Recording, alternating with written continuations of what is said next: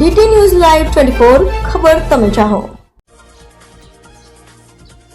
ધોરાજી ઉપલેટાના પૂર્વ ધારાસભ્ય લલિતભાઈ વસોયા કોંગ્રેસ પાર્ટીના આગેવાનો, કાર્યકરો અને ખેડૂતોને ગ્રામજનો દ્વારા ભીમોરા લાઠ મચેડી કુટેજ તલગાણા સમઢિયાળા હાડફોડી ઉપલેટાના બિસ્તમાર રસ્તાના વિરોધમાં અને ખેડૂતોની 200 મણ મગફળીની ખરીદીની માંગ સાથે બહોળી સંખ્યામાં એક બાઇક રેલી કાઢવામાં આવી।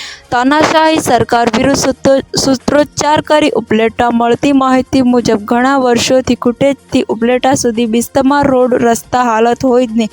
અનેકવાર રજૂઆત કરવામાં છતાં કોઈ પણ જાતની કામગીરી ન થતાં અને ખેડૂતોને મગફળીના ટેકાના ભાવ ન મળતા કોંગ્રેસ પાર્ટી દ્વારા વિરોધમાં બાઇક રેલી કાઢવામાં મામલતદારશ્રીને પત્ર આવેદન આપ્યું। રિપોર્ટર આસિફ ખોખર, ઉપલેટા।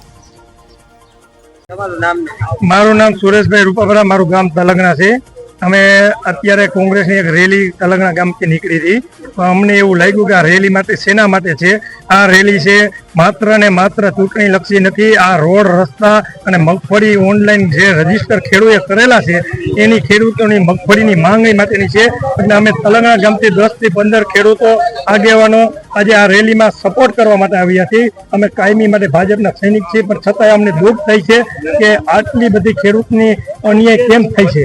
ભારતીય જનતા પાર્ટીમાં તમે ક્યાં હોદ્દા ઉપર છો ને આ રેલીનું સમર્થન આપવા માટે આવ્યા છો, શા માટે?